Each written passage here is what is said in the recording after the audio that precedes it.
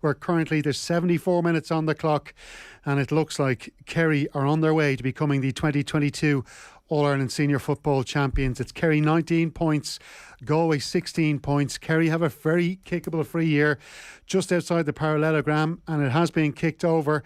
The flare smoke is going up off Hill 16. It is the green and yellow smoke I spoke to James O'Donoghue about before throw in. Mossy Quinn, Austin O'Malley alongside me. You've been watching here. It looked like Galway might have hauled themselves back into this in the 56th minute. We saw points coming in. Shane Walsh with a free, and then Killian Mcdade, and they were really inspirational points to make it 16 apiece. Porrick Joyce pumping his fist. We're just seeing a long ball kicked into the Kerry defence here, but they're coming away with it. What's happened since then, Mossy? Yeah, Galway have just struggled, to be honest, Stephen. They've tired out there. They had a massive effort for 51 minutes, but you could see they struggled. They had 3 or 4 attacks in a row around then where they took bad options. Paul Conroy dropped one short. They had a bad wide, and they never really got back to the pace of it. And Kerry have kind of slowly picked them off. They've been very impressive in the second half. In fairness, they finished very strong. The subs have made an impact. They've got impact off the bench, and Galway just haven't had that. They put in a huge effort early on, and you've seen the last couple of minutes as a Galway sub gets a yellow card, and Kerry are in the stages where the final whistle's about to go, and you're going to see the pandemonium and the joy. And Clifford's after getting felled there, I think, is he? But it's Galway will be disappointed. Last 10-15 minutes, when they got it back level, they were struggling for a few minutes, but they did manage to get it back level, got it back to 16 all. But again, you could just see energy levels were low, and they just didn't kick on. Yeah, Austin, what have you felt about the last few minutes you've seen? Yeah, look, I suppose Kerry just have exhibited serious control around the place in terms of the way they've managed the ball, and they've picked their scores off there, and they've got the right guys on the ball at the right time, and their big players stood up again, like obviously David Clifford, and Paddy came into it there as well and sniped. But you know, in terms of their bench impact, and Mossy alluded to it there, just like Killian Spillane came in there, he's had a massive impact. He said, you know, he's had 2 beautiful scores. He's also won a key turnover there for Clifford to pop it over as well. So it's definitely a story of I think Kerry just getting to grips with Galway. We have a full-time whistle has blown, Austin, and Jack O'Connor just absolutely elated on the touchline there as he goes to hug his backroom team. And I can see Kerry substitutes all running out onto the pitch. They haven't experienced this success. There is David Clifford throwing his hands up in the air as he jumps across the pitch. Kerry have won the All-Ireland football final. It's been a brilliant second half performance from them, and a real turnaround, Austin, because the first half they were poor. They were poor, yeah, and look, they've done a lot of un-Kerry-like things in terms of the characteristics of what they were doing, you know, in terms of pot shots, and they didn't look anyways fluent, and they looked quite leggy and disjointed there, but they've slowly built their way into the game. Went in at the break, you know, they were still in the game, obviously only a point in it. Came out, looked like, you know, Jack O'Connor, certainly he rang the changes at half time, you know, and that sort of sent out a signal of intent, and they brought greater energy and they got greater impact off their bench. And you know, you can just see in terms of maybe the experience that Kerry had there in the end as opposed to Galway, you know, they just looked like they started making mistakes. They started playing tight, started giving ball away, and there was probably a period in the game there in the second half that killed them, where they had 4 or 5 turnovers, and Kerry transitioned back out and got scores, and that's really the story of the game, and they've had the experience to finish it out. Yes, 2014 was the last time that Kerry won the All-Ireland football final. Before that it was 2009. So they've had 13 years where we almost had them just winning 1 All-Ireland title, but they've made it 2. I'm looking at David Clifford there, Mossy, and he's had his problems with injuries this year, and perhaps maybe not the complete superstar performance that maybe some people were hoping for. Shane Walsh perhaps maybe edging that little battle between those two, but he really has made a huge contribution to this team throughout the year and also today. Yeah, he was sensational today, in fairness, Stephen. Like he'd 8 scores in total. He'd 4 from play if you include the mark, like in terms of but he was shown for the ball, and particularly in that first half when things weren't going right for them, his willingness to show, his willingness to get out in front, and his play makes him a natural leader. What he's like off the pitch or in the dressing room, I don't know, but in terms of how he carries himself on the pitch, and when things aren't going well for Kerry, he's one of the guys that they all look to, and they get him the ball and he generally does something positive with it, and that's he's been massive for them again, and you can see what it means to him in the celebrations. His brother was excellent in the second half as well. That's brilliant, Mossy, and that's why we get the experts on, because they know an awful lot more than me. Let's go over to our 2 experts at Croke Park. Of course, James O'Donoghue and Paddy Andrews out there at Croke Park, where Kerry have been crowned All-Ireland champions for 2022. Paddy Andrews, I'll get your thoughts first because I know you've got to nip off there soon enough, but it really was, I suppose, down to Galway's just tiring out in that last 20 minutes. They really looked dead on their feet. Yeah, look, coming down. And sorry, that's not to take away from Kerry's performance. No, absolutely brilliant in the second half. Kerry were the better team in the second half. They were more clinical. They started to get the grips with that Galway defence, and look, there was just more space, which we expected coming down the final 10-15 minutes. Galway put so much into that. They did get it back level. They went 10 minutes without scoring.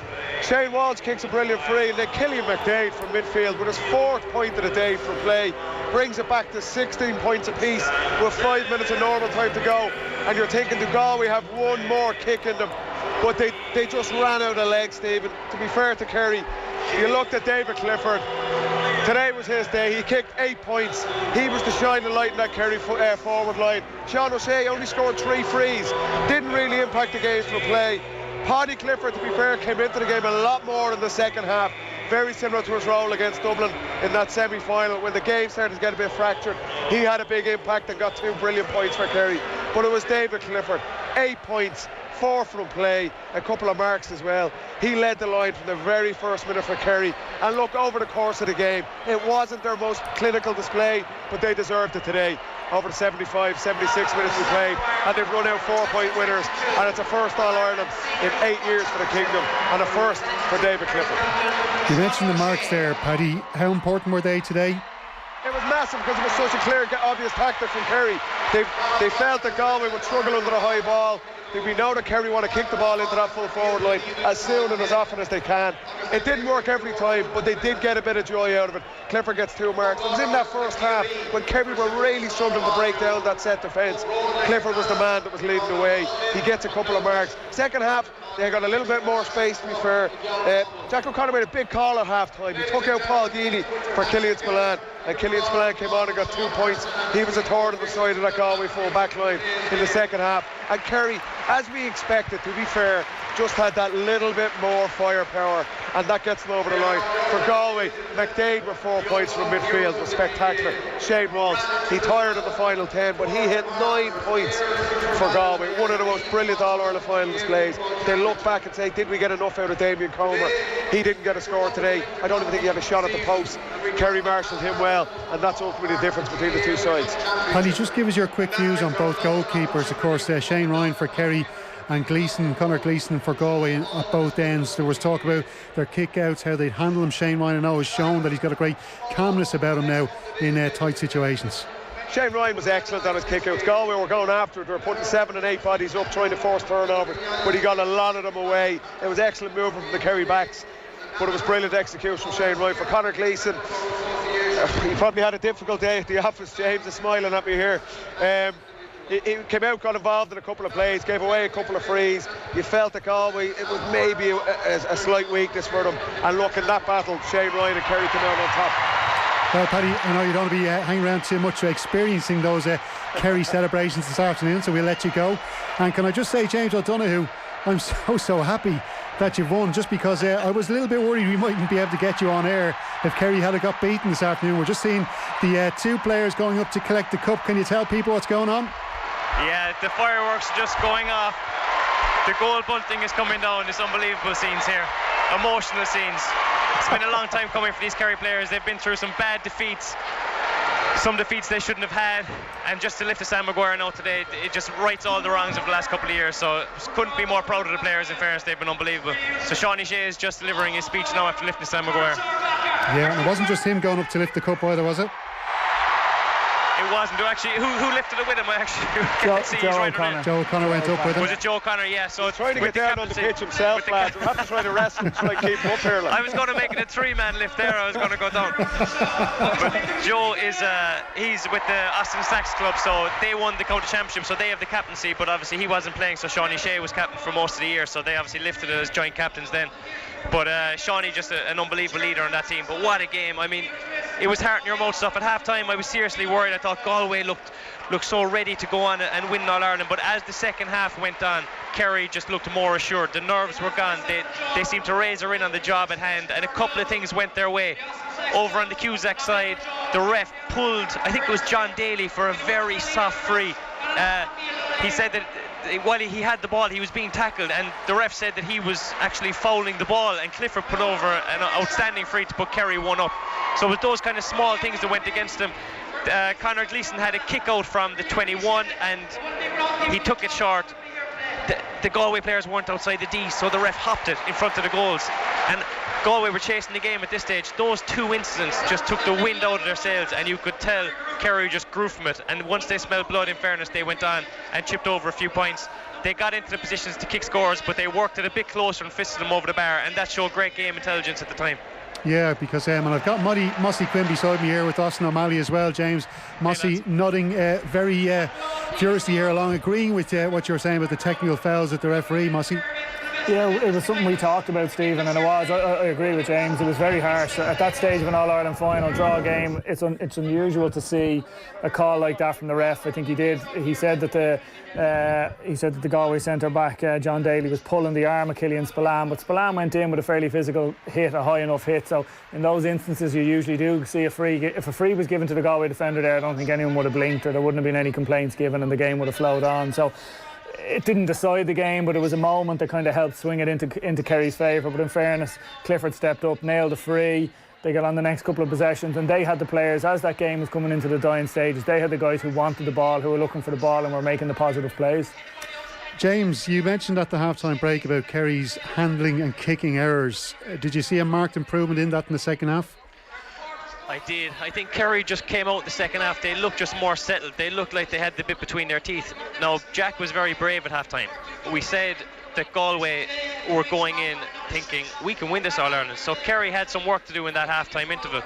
And he was brave. He took off Paul Ganey, he took off David Moore. They would be big voices in that dressing room, and they would be big leaders. So for players to see those players come off at such an important time in such an important game can rattle a team at times. I was wondering how it was going to go. I was thinking, has he rushed these substitutions, or is it going to pay off? Because he was bringing on Killian Spillane and Adrian Spillane, who usually come on with about 15 minutes to go and give the team a new impetus. So he was really rolling the dice very early on, but it worked for him because Killian came on and got two great scores.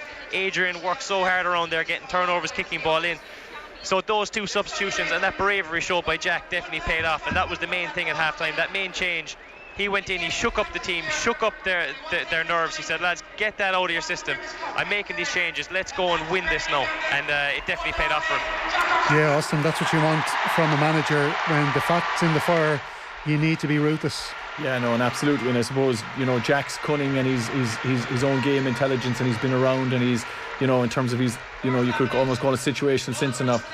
The right call at the right moment, and the reason he's won his All-Irelands in the past is because he has done that, and it was a massive statement, and James is so right there, it almost was like a lightning rod, I suppose, to other lads to look who's next here going to be pulled if you don't shape up. And they kind of went back to what they're really good at in terms of threading ball to those link men. Paddy Clifford got into it a little bit more. Spillane himself, came in with two, and slowly Kerry began to get momentum and oxygen and build into the game, and those are the key moments. And when you think of what Jack O'Connor has done in the past and the titles he's landed for Kerry, this is another one. And when you look back over the hour, it's fine margins, and those are the margins that are either cost you a game or you win a game. And it was a big call, but the right call in essence, I suppose, when you look at it in terms of the impact it had in the game. Yeah, James, it's his fourth All-Ireland title now in charge of Kerry.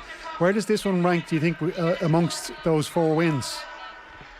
Well, I mean, personally for Jack, I'd say it would rank up there. I mean, he came in, he knew exactly what Kerry had to do to win. That's the thing I think that people realise in Kerry. He's watched this team for the last couple of years. Just hear Shawnee. Oh, it's great to hear this. The passion, unbelievable. He just lifted one last time.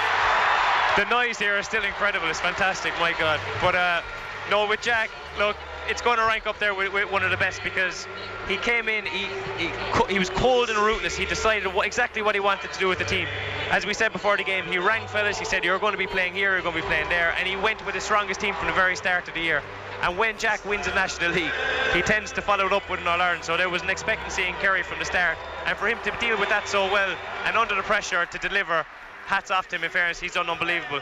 But can I just say, I'm a Kerry fan today. I honestly have so much respect for those Galway lads and their management. I think they were absolutely exceptional today. Like some of their performers, Walsh was ridiculous. Some of the scores he got, honestly, all the Kerry people around me stood up and started clapping him. Some of the scores he got, right and left leg, under pressure, marking one of the best markers in the game at the moment, Tom Sullivan. So I thought he was absolutely fantastic.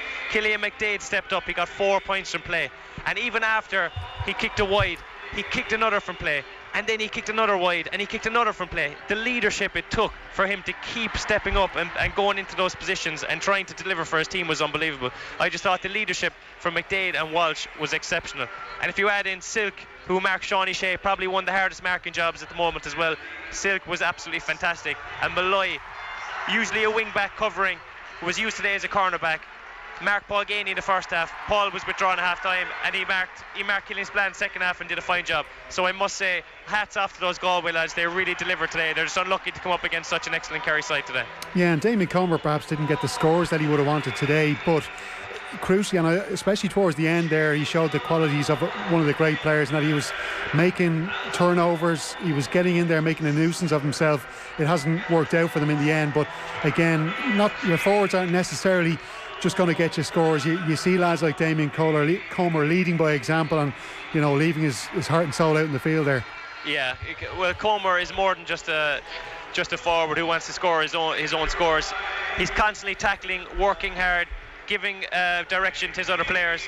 He's winning kickouts, he's winning his own kickouts, and he's making big turnovers. He made one unbelievable turnover back in his own defence, and just as Galway was starting to turn the tide, he won a kickout off Shane Ryan. But just to follow on from that, Kerry were level with Galway in the 64th minute, and Galway had a full press on. They had 4 up in the full forward line stopping the short kick out. They had 4.5 forward line stopping the kind of jab kick out, and they had 4 behind them to stop the very long kick out. And Shane Walsh somehow found a kick out to Gavin White. David and Body Clifford here just lifted the cup together to get in a huge cheer. But for Shane Ryan to get that kick out off, and Kerry actually got a score from it, it's a moment in the game that people probably wouldn't realise the importance of. But he put down the ball with 80,000 people looking at him going, if he messes up this kick out, Galway could win this. And he pinged it out to the sideline straight into Gavin White's mouth for a Kerry score. So hats off to Shane Ryan there. When a big play was needed, he came up with it. 100%. Before we move off Galway, I just want to ask you quickly, first of all, just Shane Walsh, that free from the hands towards the end, was that the right call? Should he maybe gone from the ground, or was from the hands the right call? The way he was playing, you can't question his decision, because he was kicking everything. But at the time, there was about 4.5 minutes left and they were 2 down. So at the time, I did say to Paddy here, I was like, this is probably the wrong decision. They should go short, work an easier chance, get the point, and then press the kick out again and maybe win it back. But he took the shot from under the Cusack, 45 yards out at an angle, probably 55 yards really, with the way the angle was, and he just tailed it wide. And when that happens, it's a chance missed, and it just deflates your team a little bit. And I know that Galway weren't making a lot of chances at the time, so Shane had to take that shot on probably. But if he was to go back, I wonder would he have taken a short and tried to work an easier chance. But that said, Shane Walsh had such an unbelievable game, and the reason he had such a great game was his decision making was on point, along with his kicking, so you can't criticise him for doing it. There's a few little chiselers going up there to get a look at the cup with their with a few of the Kerry players. James, it looks like the next generation are just getting a sample of what it's like to go up and collect Sam. I'm not sure if they'll remember it in 15 years time, but I suppose you got to get them started early in Kerry, don't you? But I'm just looking, we've seen Pat Spillane on the Sunday game. Of course, this is his last year before he bows out, and Pat's in tears, and I'm just, are you a bit emotional yourself, James, at the moment? I am, to be fair. I mean, these fellas, I've been playing with these lads for the last 10 years. I mean, I felt the heartbreak over the last couple of years, but we haven't gotten over the line, and there's been such a turnaround of players since we won the All-Ireland last. So these fellas needed this. They needed to kind of validate your Kerry career to win All-Ireland, and the thing is that it's there for them now. The confidence that they can take from this, the David Cliffords, the Paddy Cliffords, there's actually something there now where they can go on and hopefully be in contention for a long time yet, a couple of years, really give it a rattle to kind of set a dynasty. I mean, that's a lot easier said than done, but coming off the back of such starvation thanks to Dub's success, I mean, Kerry really are trying to push this team forward for success. But I mean, look, it's just a great day for everyone, for the supporters. Everyone is staying back now to celebrate with the team, and It's just a great atmosphere. The only thing I can see is the older fellas have their kids out as well. I hate seeing the older fellas with the kids out because it's like a kind of a retirement strategy. It's like if I bring the kids out onto the field one last time, I might pack it in. So I can see Paul Gainey there with his young lad and David Bourne as well. So hopefully there's another year in those lads yet. Yeah, well, they're the two, as well as I was trying to pick out all the players who are over 30. Stephen O'Brien as well. But as you were saying, like the rest of the players there, we're looking at, Graham O'Sullivan 24, Jason Foley 24, O'Sullivan 25, O'Bugleek is 25. A lot of players there around the right age. Gavin White as well, Jeremy O'Connor 23, Shawnee O'Shea 24. As you were saying, like there really is the potential for this Kerry team to go on a bit of a run. There is, and Paddy always says it, getting the first one over the line is so important in terms of All-Ireland success because it gives you the confidence.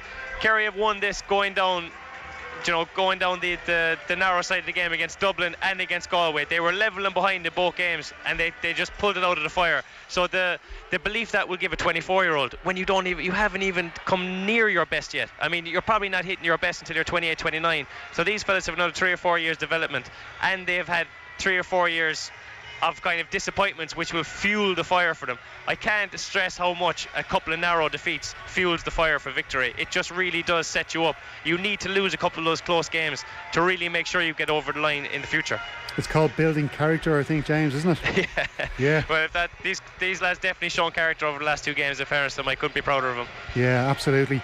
I suppose when you look at Jack O'Connor, the team that he's built around him, we spoke a bit before the game. The likes of Mike Quirk is there, Paddy Tally's there. How important do you think those guys have been to today's victory as well?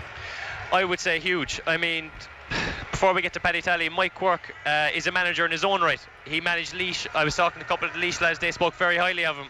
So he was a manager and he decided to take a step back and become a number 2. So you can imagine they almost have 2 managers in charge of the team, which is huge experience and huge knowledge there. So Mike Quirk, I know for a fact, has done a massive job in there. Even just to set Jack up on the right path. He mightn't be making the final decisions, but he certainly has a massive involvement.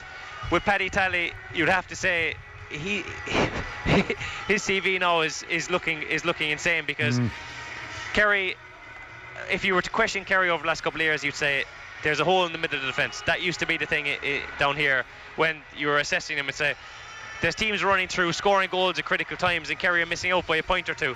Even in that Tyrone game last year, we conceded a couple of goals and soft goals. I think Paddy Tally's come in and his main brief by Jack was stop us conceding goals. If someone kicks 20 points to beat us, fair play to them, but not many teams are going to be able to do that. Even Galway were shooting the lights out today. I think they finished with 16. 16 is great kicking, but when you have the forwards of Kerry's capabilities that can kick 20 points regularly, you're not going to lose many games. So keeping clean sheets, I give all the credit to Paddy Tally, because speaking to a couple of the players, they had a couple of very distinct tactics in terms of shortening the pitch, narrowing the pitch, and making sure nothing goes down the middle. And if we were ever looking for proof, Comer today got no ball from full forward because Kerry just cut off that area of the field completely. But if you look at it, James, only Johnny Heaney scored a point and Shane Walsh was the only other Galway forward who scored today. So the defence did a brilliant job for Kerry when you look at it. And okay, Comer's kind of the standout one, and we've spoken about he has more to his game. Rob Finnerty, we didn't see him. And I know Tierney and Kelly are they're the kind of working element of the Galway forwards, but they didn't threaten either, and that's testament to the work that the Kerry backs were putting in. And again, Shane Walsh put on a show for the ages there, but other than that, Kerry handled that Galway attack pretty well. Killian Mcdade, obviously, they've 13 of the 16 scores between the two of them, between Walsh and Mcdade. So from a Kerry perspective, they'll be very happy with that defensive performance. Definitely, but even when we were analysing the game beforehand, we were kind of questioning where the firepower was going to come from Galway. So, I mean, for Shane Walsh to step up and do that, and for Killian Mcdade to step up and do that was incredible. I know we say Comer didn't threaten the post, but Kerry did a very good job on Paul Conroy as well. And Conroy started to tire in the second half, and Joyce ended up taking him off with 10 minutes to go. And myself and Paddy Andrews here were shocked that he actually took him off, because there's a point in him just when the game is going down the stretch. Someone like that can throw over a long range point and get you back in the game. So I was actually delighted to see Conroy go off as a Kerry supporter, but it was a strange decision because, as you said, Shane Walsh had kicked so many but was tiring. Mcdade was actually growing in energy. It was a monstrous performance by him, but they just needed someone else to step up and kick a point from play. It would have galvanised them. So to see Conroy go off there, it just drained them a little bit, I think. James, just on the mental side of the game, we know, Jack Connor referenced after the Kerry game just the resilience and the mental side of the game that they've worked on this year. Do you think that's been an important factor in terms of the performances this year when they have come under pressure, that they found that little bit extra, or in terms of just seeing games out and being able to come back from 1 and 2 points down, where previous they were struggling maybe in the years gone by to finish out games and so on? I would say so. Just from listening to the players' interviews and things, I know that they've really embraced the psychology of the game, but I mean that it's probably overdue, because I know that a lot of teams have really tipped into that side. I know Dublin did, I know that the Limerick Hurlers did, I know that Kilkenny did. Like, those small margins aren't small margins, they're absolutely massive. The thoughts that go through your head when you're a point down are so important. If you let the wrong thought into your head, if you think, oh no, we've thrown this away, and you can just lose all energy from thinking that. Whereas if you're thinking, right, we're a point down, but we have a chance now, we have an opportunity to get back into the game, that sort of, whatever those thoughts are that going through your head can really change the result. And whatever Kerry did, I don't know what they did, I'm not privy to the information of what's going on inside in the camp at the moment, but whatever they did, when the games got tight this year, and there wasn't many of them, but when they did get tight, they were able to pull it out of the bag.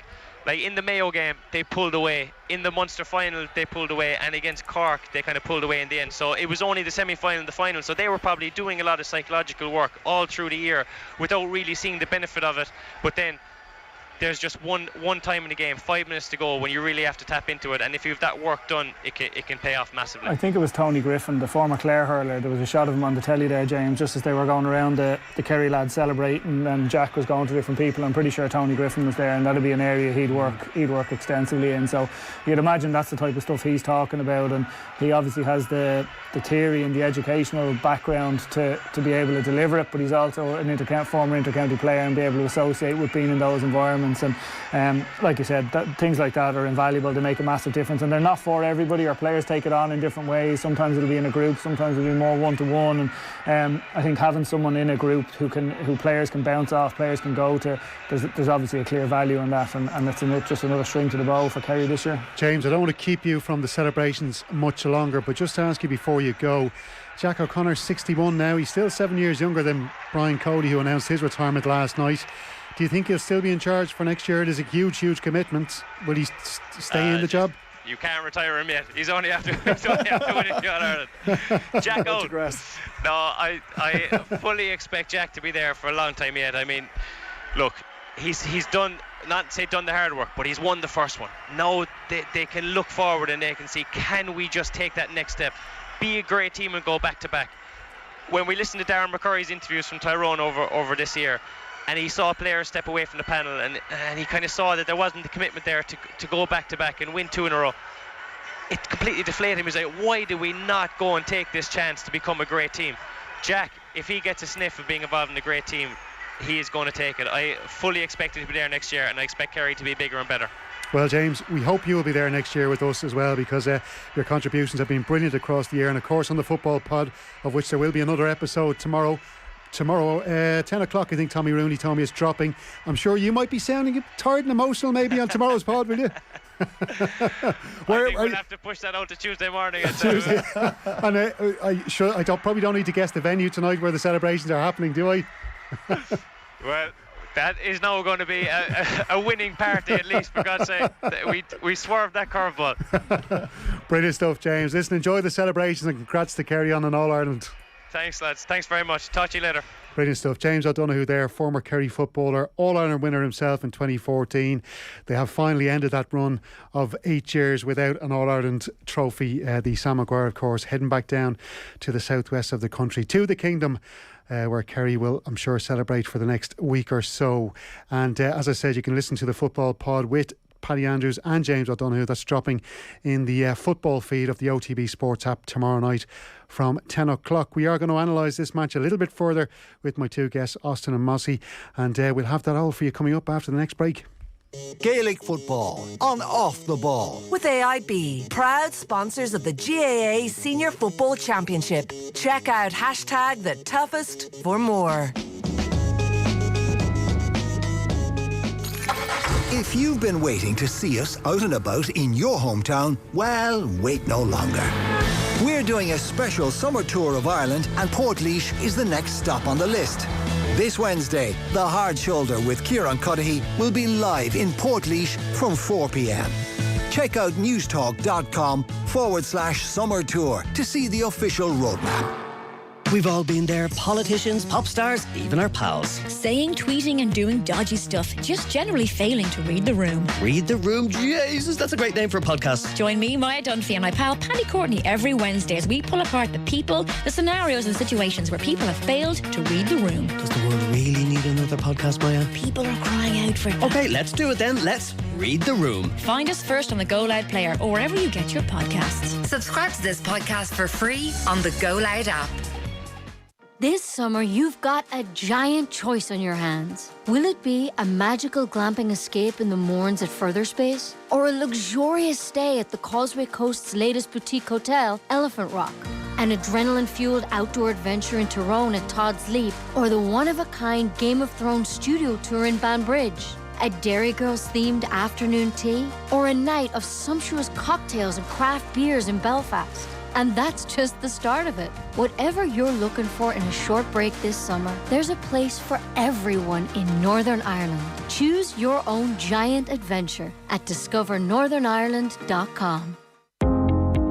With sales of electric cars growing across Ireland, it's becoming increasingly important to have the right infrastructure in place. TSG Charge are leading the way with innovative solutions all across Europe. Whether you're looking for help with planning, installation, or maintenance, we've got you covered. Our EV charging options are suitable for any network and industry, from workplace to fleet to hospitality and more. To get things moving, go to tsgcharge.ie and let us help you power your business. SuperValu believe community includes everyone. We're proud to sponsor the All-Ireland Senior Football Championship and support the GAA at every level across every community. Every ethnicity, sexuality, gender and ability has something to bring, because real people always bring more to the game. SuperValu, sponsors of the All-Ireland Senior Football Championship. Inside your Volkswagen is something precious. It is engineering, genuine parts, technical expertise. It is your Volkswagen's DNA. It is so precious that 8 out of 10 Irish drivers would pay more for a Volkswagen serviced by Volkswagen expert technicians. Help protect your Volkswagen's DNA and its resale value. Book your classic service from only €199 at volkswagenservice.ie. Terms and conditions apply. Volkswagen. Guaranteed Irish business members continue to sustain jobs and communities across Ireland. At Black Knight, we're committed to supporting Irish businesses. If you need the tools to sell online, we've got them. Now we're bringing strong broadband to businesses and homes around Ireland so you can sell and stream hassle-free. With multiple plans to suit you, no hidden fees and a dedicated customer support team, it couldn't be easier. Head over to blackknight.com to get started and look out for the G, guaranteedirish.ie. Altogether better. It's the final weekend of the Harvey Norman half-yearly clearance with great deals on Dyson cordless vacuums. Get the Dyson V12 with 60 minutes of powerful suction, now $429. Save €120. Or save €150 in the Dyson outsize cordless vacuum with up to 120 minutes runtime, now $599. With best prices guaranteed, in-store and online. The Harvey Norman half-yearly clearance must end Monday. New Dublin store now open at the Fonthill Retail Park. Go!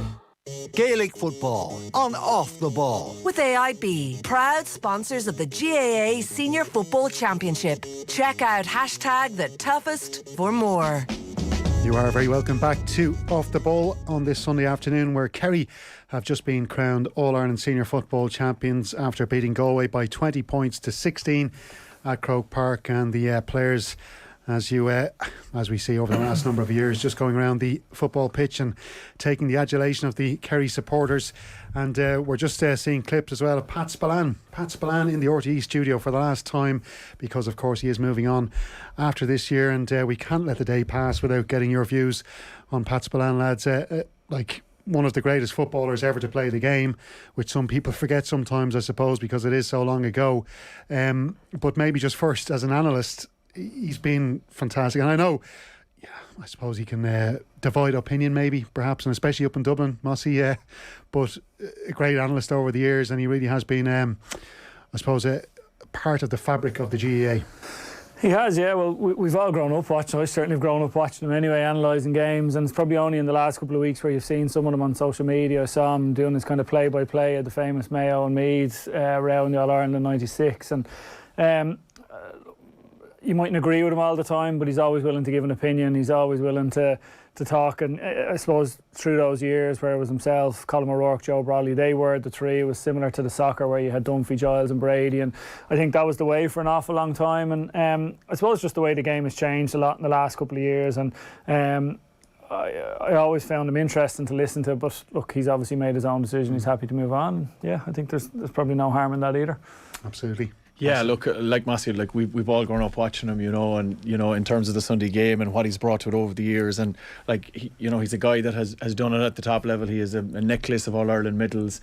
As Massey said, can divide opinion at time, but in terms of what he's given to the GAA and I suppose in Kerry football, it's extraordinary, the body of work that he's got through, and you'd wish him well in his retirement from it. I'm sure he'll pop up in some other corners with opinions on GAA related and so on, but he has been, I suppose, a bit of an institution in every household over the years, and it's I suppose it's a sad day for a lot of Kerry people in terms of seeing him exiting stage left from it, but he's made his mark, let's just say that.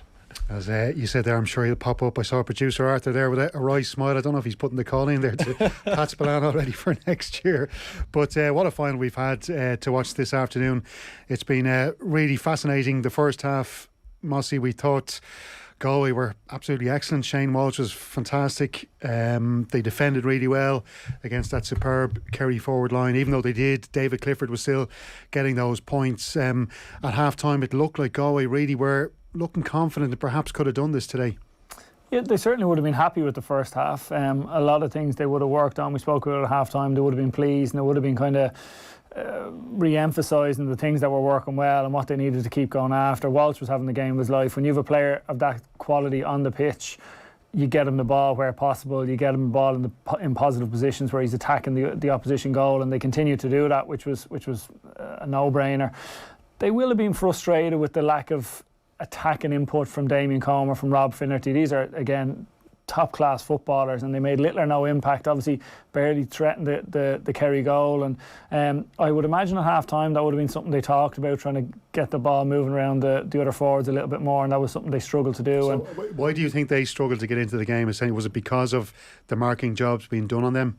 Certainly there's credit has to go to the Kerry defenders, yeah, I think so, yeah, and you actually saw Graham O'Sullivan, actually the Kerry cornerback, who I think was tasked with marking Rob Finnerty. From what it looked like here, he was actually driving forward. He kicked a point himself. He actually set up a couple of, I think he had 3 or 4 assists possibly with good balls into the Kerry forward line. So you could see from that side of things, Kerry were having big performances from their direct markers, but in saying that, there was a couple of times Finnerty won a ball, possibly could have gone across the defender, taken his ground. He either would have had to let him go or he would have had to foul him, and he kind of came back out to the side a little bit and kind of recycled, and then it was a little bit safe. You would have liked to seen him put the foot down and go harder a little bit, and that's just one instance. And again, it's easier when you're sitting here watching. It's a lot easier than being down there. So but yeah, I'd imagine from a Galway perspective, while they were happy with half time, it probably just re-emphasised this is an opportunity for us here today. We're here with a great chance to win, and they were. And that was, I'd say, when they look back, there'll be a frustration that while they went to the 51st minute, they were 10 minutes without scoring, as the guys were saying earlier. They did get it back level, got it to 16 all, and then they just didn't have enough quality. We've talked about Killian Mcdade, the impact of the Kerry bench. I've often said in the past, I think the best 20 players wins in All-Ireland. It's probably the best 17 or 18 won it today, and I think Kerry just got that little bit more, in particular Killian Mcdade. Adrian Spillane did some good work as well, but Spillane's 2 points, when you look at it in the context, Galway didn't have a forward to come on and threaten either from a scoring perspective, and I think that ultimately cost them. What do you think that will do for Galway going into next year? Austin, do you think that there is an All-Ireland in this team under Pádraig Joyce?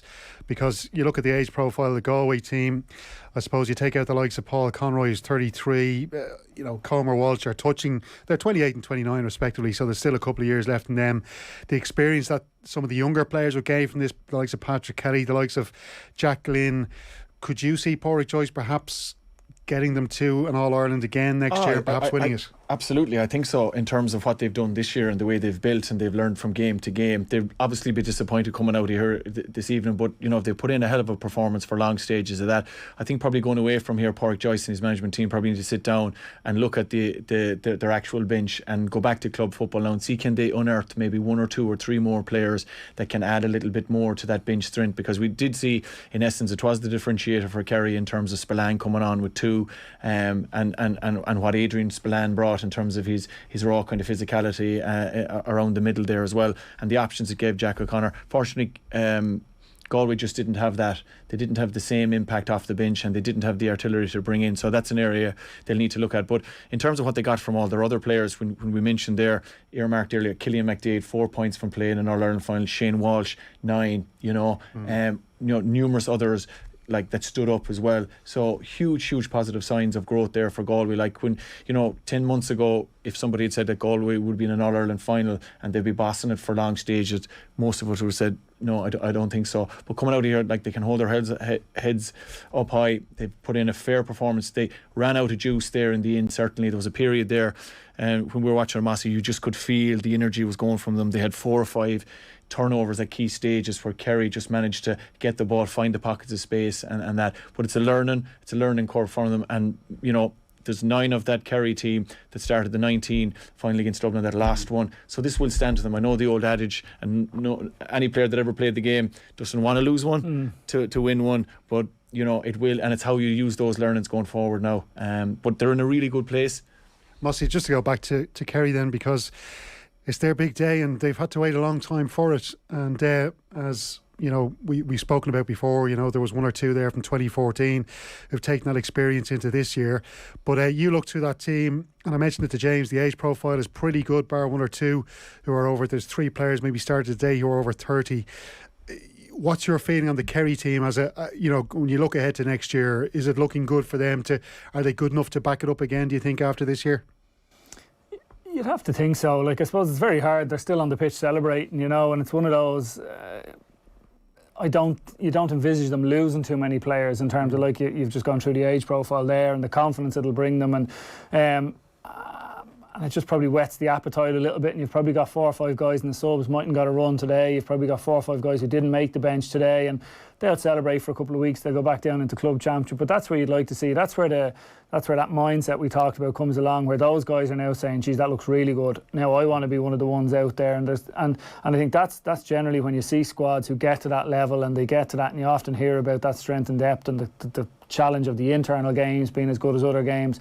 Ultimately, for a team to really drive on, that's what you need. You need that year in, year out, where you have that quality and you're competing with guys within the squad first and foremost, rather than the manager looking and saying, well, there's 12 of my 13 team. Or even if he knows it, they're still fighting, and they feel they're fighting to get to it, and they know that the guys coming off the bench are going to make an impact. And I think you've seen in both with Limerick, I suppose, and hurling in recent years, and Dublin then before that in football, that's the level they got to, and they could rely on that, and the dependability and that drive you could see in every game was how they sustained their success. So that was it. Like Tyrone, obviously, and I think James said it there, you've seen a couple of Tyrone players come out subsequently and said, well, and you saw the amount of guys that dropped off, and it was very, very hard for them to replicate. It didn't get close to the level of it. So that'll be the challenge for Kerry, but I would anticipate them having more of a chance of retaining it than going the route that Tyrone did this year. And again, Jack O'Connor will be the manager. Even the management will have learned from this year. There'll be things that they've done this year. Like felt like they went from the very first. Like there was. Is it McGrath Cup? I have O'Byrne Cup in my head. The McGrath Cup. The McGrath Cup down in Munster, and they were playing nearly their full strength team from January. Like they were playing guys who played college games the same day, and they knew they wanted to see them and they wanted to get them out. And I remember they were getting criticised at the time, and they had that in their heads from the very start because they knew it was with a goal to get into today. That'll likely change for management now. They've kind of got a year of looking at guys. They have a year of tape. They have a year of experience. It might be a case that the McGrath Cup next year, they're trying out 5 or 6 lads, and let's see who else we can come in, and is there someone else playing club football or someone else that we haven't had a look at yet. So little things like that will evolve, and that's effectively the challenges they'll have to put for the squad and for the management to try and sustain that success then. Have you both enjoyed watching Kerry this year? Like, what are your kind of standout moments of watching this Kerry team? I think so, yeah. Just even looking at them in terms of the way they've evolved defensively. And I suppose looking even at, the whole game is evolving, and we've always looked at Kerry as being, the aristocrats, and they look to put boot to ball and kick, and it's all, really, stylish stuff. But the courage, I think, from Jack O'Connor from early on the season to bring in a Paddy Tally, to understand that this is a key weakness of us. We're turning ball over and we're leaving ourselves exposed at the back and so on. So to even see, from a coaching perspective, that can be done in terms of locking down a defence and getting numbers back and being solid, and yet still being able to do it at the other end of the pitch as well and kick 20-21 points. So I've enjoyed that facet of it. Obviously, you cannot not watch David Clifford and enjoy what he brings to it in terms of there again today. Just some of the he's left an indelible mark on the championship, and again there today as well. Just some of the things he does. He's prodigious. He's a special talent, and he's lit up the championship. So I have enjoyed watching them. Maybe not so much against when they beat Mayo, but yeah, to a point, yeah. Greatest of all time, I heard somebody during the week, it might have been James on the podcast actually saying that Clifford was the greatest player of all time. Mossy? Yeah, he's the way to go, I suppose, in his career. But we might need a bar stand and a bar stool to debate that for the night, Steve. It's a bit more in that. Look, in terms of, again, we talk about skill set. We watched him here today, and left foot, right foot, distance, showing for the ball, winning high ball, winning ball down low in front. We've seen the goal against Mayo, the injection of pace, passing it to the net. He has everything, and if he was down in the local field and you heard he was down playing, you'd go down and watch him. He's that good and he's that entertaining, and you bring every kid in the area to come in and look at it to see what he does. And greatest of all time, I don't know. He's certainly, in terms of this era now, if you look at since he's arrived, the way that Dublin were possibly more of a team in terms of having you could list Cluxton, James McCarthy, Dermot Connolly, different guys at different times. Yeah.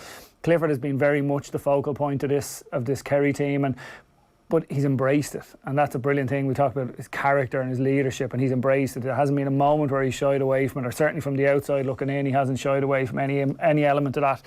And you'd imagine this will bring him on, and I think that it'll be how he continues to evolve and continues to impact games, and he's just absolutely sensational. Yeah, absolutely fantastic. It's a joy to watch him when he's playing and when he's on form. I have to say, lads, just in the brief bit of time that we have left, it kind of makes for I'm kind of excited about next year's championship already now. I can kind of move on from this Kerry celebration quite quickly, because I'm just thinking, will we get Dublin into a final next year against this great Kerry team? I know you're obviously hoping Mayo will go far next year, but we've got a few teams there. Maybe we'll fancy a pop off Kerry next year. Yeah, I think so. I think the thing is opened up again when we've seen the progress. Obviously, Derry made this year coming through, winning an Ulster Championship, and they'd been out of the picture for quite a while. The progress Armagh have made and the type of football they're playing, and some of the guys that they have there, Rian O'Neill in particular. So there are other teams putting their head above the parapet. So certainly, looking next year, it's wide open again, and obviously Dublin, Mossy will come again. I think there's still a kick in them, in terms of that team. I do believe that. I think they still have enough quality around there to win in All-Ireland. So certainly for Kerry to go back to back, it is a hard thing to do, obviously outside of Dublin in terms of what they've done and that. But I think watching Galway's performance today, and in terms of how close they got, because a lot of people didn't think that they were going to get that close, so it will give an awful lot of confidence to the All-Sorans out there also. Brilliant stuff. Austin, Mossy, it's been a pleasure watching the All-Ireland final with you here this afternoon. We'll catch you very soon. Gaelic football on Off the Ball is in partnership with AIB, proud sponsors of the GAA Senior Football Championship. Check out #TheToughest for more, and we will hopefully have lots more reaction from Croke Park and post-match reaction from both camps coming up next. Gaelic football on Off the Ball with AIB, proud sponsors of the GAA Senior Football Championship. Check out #TheToughest for more. The definition of starvation